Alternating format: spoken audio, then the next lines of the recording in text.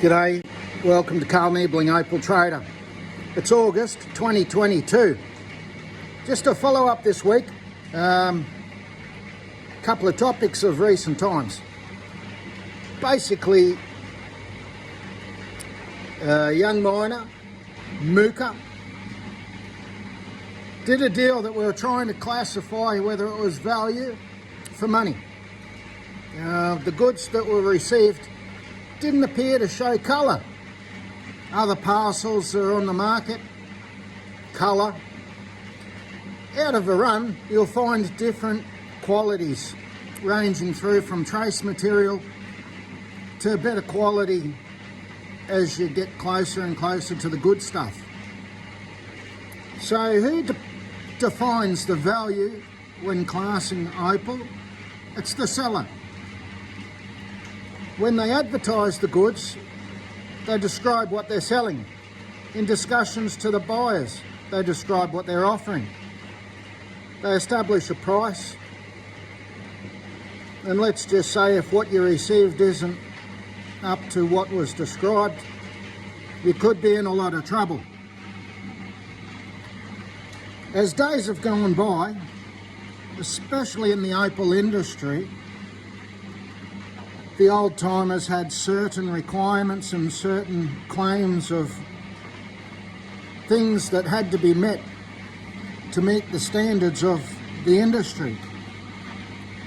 Times have changed, but something that hasn't changed is respect for your fellow person and honour. Value for money in any industry still stands as an independent marker, indicating what it is that people set as a benchmark. So you determine what it is that you think is value ultimately as a seller, and you put it out to offer, and then the offer is accepted or not accepted and you move on. But in the event that it's accepted and you supply something that doesn't meet the criteria of what the description was, and perhaps it's very evident and very clear that you're way above or way out of market price. We put these videos forward a few weeks ago trying to establish what other people's opinion would be on what you'd expect for 4K. We made it pretty clear. We had a bit of contact backwards and forwards. I'd asked, in fact, for the seller to make contact with me because I'd been in contact with the buyer and I knew what the conversations were and what had happened. First thing that happened, the seller says to me that he was given my phone number by somebody senior within the industry, within a mining community. Second thing he says is this parcel, he was selling it on behalf of the senior member of the opal community. Already smells like the head of a dead fish, doesn't it? Who's wagging the tail of the fish? We'll find out. So, one thing. Did the senior member give my phone number to this young rooster? Did the senior member put the material to this chap to sell on their behalf? Well, I put the question to the senior member, and the senior member said, no, I did not give your phone number out. I accept that. Next. No, I didn't receive $1 from the sale of that parcel. So the young chap also made it pretty clear that he looks at this other chap as his mentor. So I made direct contact to the mentor, and the mentor since said, I'm going to take him under my wing. So let me tell you, the first thing you do when you take somebody under your wing, you put them on your team, you make them run laps of the oval, and you get them aside and you say, make good of anything that you've done bad. This is your first lesson. That customer that bought the 4K parcel needs to be done good by. You know, make good. So that's your first lesson to the little baby. show the little boy what you have to do to make good within a opal industry for a community of buyers and sellers, right from wrong. So if you're in your late 20s and you need to be held by the hand to know the right from wrong, after lying to me on the phone, telling me that this material was from somebody else, it very well could have been, as it turns out, right? I've spoken to the guy and he said, no, that wasn't the case, definitely. All right, I take his word. He's senior. I respect that. But the junior, if that's the case, clearly lied to me, one or the other. Somebody's not telling the truth. You know, and then it was questioned of my personal integrity, trying to flip the coin of other things that have happened in the industry local to these people, that very few people would know anything about these discussions. And once again, I said, pull your fucking head in. You don't know what you're talking about.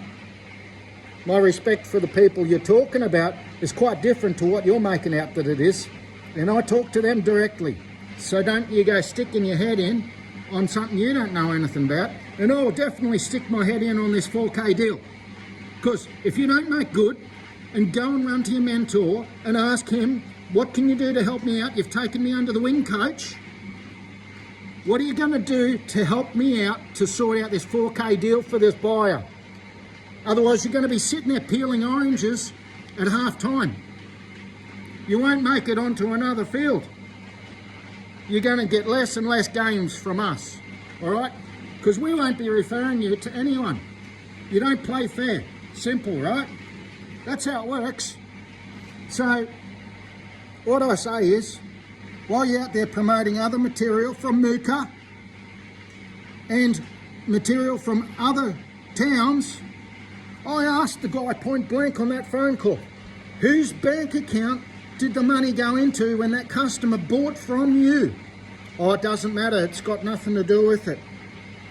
I said, you just claimed that you're selling on behalf of someone else, in which case you're the middleman and you're responsible for what you sold, but quite clearly, whose bank account did the money go into? I'll tell you whose bank account. It went into the seller's bank account.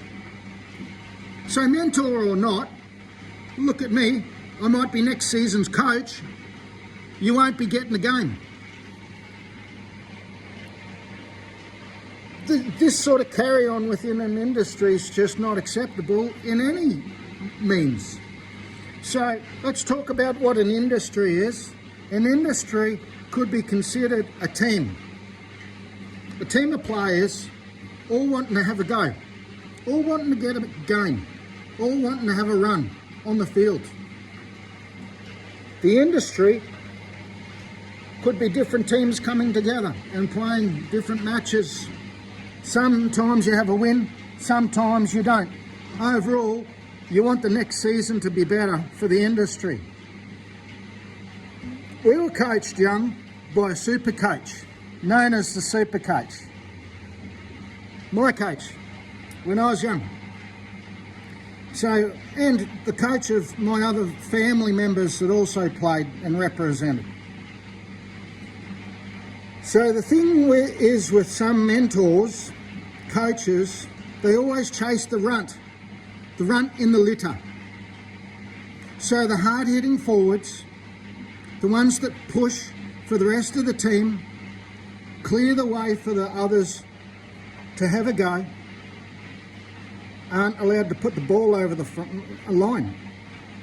You've got to pass it to the runt, because it's the runt that gives the coach the ego. So if you're the mentor and you have a look at somebody's history that operates like this, they always pick a favourite, and it's the favourite that can say, hey coach, I'm going to lick your nuts. That's how it works. So if you've never ever noticed it, take note. These runts need a leg up to make the coach and the mentor feel good. But it's the ones that push hard every day for the rest of the team that are standing after the game stuffed. They give it their every best. Nobody helped them out. And at the end of the season, when they take the trophy, It's the coach and the runt holding the trophy. Could be a 13, 15 player team. But it's the runt that's told to put it over the line. And it's everybody else's job to make them look good. So, we don't play like that. We support the underminer, the people that just want to have a go. They want a fair deal and they want to have fun. They want to get out there and have a good crack at a good game. And respect others while you're doing it. Don't play for everything. Keep a little bit on the table. You know? So, a little bit of respect for others. And I say thanks very much for our followers, because you know why? A lot of our followers personally message me. We talk about cutting opal. We talk about different hints and tips. They keep me in tune with their journey and how they're going and improving. And some of these people operate nothing more than a Dremel. They have patience. They're fastidious. And they're so passionate about what they're doing, playing on this team, in this industry, and they just need a fair deal. And they need a fair deal from fair sellers, not necessarily your super coaches. Okay? So we support you people. And the good sellers that don't need their trumpet blown for them. Okay? We've had messages on the post, oh, you know, you don't do anything positive about, you know, naming good sellers. That's your job on your own page. It's not my job to be your yellow pages. You know, you're not getting the bloody leg up from me when you're just looking for it. You get a kick in the ass, right? Because really, the good sellers, the professional sellers, they get a little quiet, direction from me when people are looking for who should we buy from, Carl? Listen, we're having problems here. I'm looking for this type of material. Do you know who's got it, or what would you recommend? These are the quiet people that get the recommendations, that do a good bloody job, and I never have a complaint from any buyers about them. So you ones out there, blowing your trumpet, stick on your own page, blow your own trumpet. Plenty of good people get a good mention from me, and I often go on their sites. If I've paid them money directly on buying material from them, I'll go on their site and I'll say, hey, great parcel, thanks very much, I really appreciate it. Or it doesn't require self-promotion, okay? So be careful of your Facebook friends, okay? This isn't a place really to have Facebook friends to, you know, buy friends. You know, I'm sure a lot of you have enough friends already, but if not, the method is this. If somebody wants to grow their following on their post, what they'll do is they'll get on a live, someone else's live, they'll see who's buying, who's spending, who's on there, who's new in the zoo. They will go on and they'll bid something, they'll buy something, or they'll collect the names through and they'll friend request, friend request, friend request, friend request. As soon as you accept their friend request, guess what they're doing? They're on your profile, going through all of the lists of your friends on people that deal with opal, that have other friends in opal, and they go friend request, friend request, friend request, friend request. And what do they do to them? They go on their page, friend request, right? That's not called organic followers, right? It's called unethical, I would have thought, okay? So all of a sudden, all your friends are going to be plagued by these friend requests. It happens. Believe it now. If you're new to opal, I'd suggest to you, keep your bloody opal to your opal page and keep your friends to your friends. It's not to say we don't have friends within the opal industry, we definitely do. But, you know, unless we're messaging each other and, hey, how's your barbecue going? And, you know, you're going fishing, or, oh, I love your flowers. If you're not that sort of a friend, piss off to bingo. You know, it's just as much of a gamble. Go and sit on the pokies. Go to the gaming.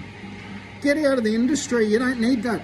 And you don't need other people spamming your friends lists. That's what I reckon.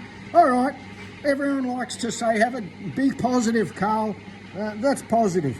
If you want guidance on not falling into the pitfalls and traps of these shark sellers, try that, okay? Otherwise, hey, thanks friends, but ultimately, you know, it's a business for me, and I like to help people if I can, all right? And the ones that I message me regarding opal, regarding cutting opal, regarding selling or guidelines or who to steer clear of, it's a personal message.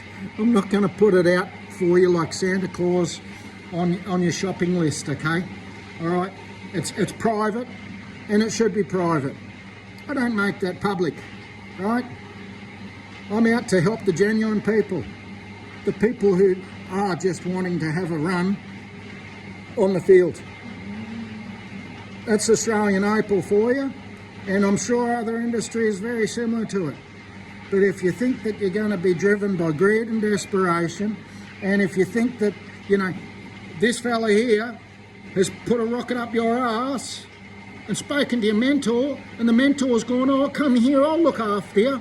It's the mentor's job to make sure the customer gets paid, because I'm not putting my neck out there, kicking your ass for you to benefit when my customer's still waiting for a resolution to the bad bloody deal you offered. Sort it out. We could be friends, okay?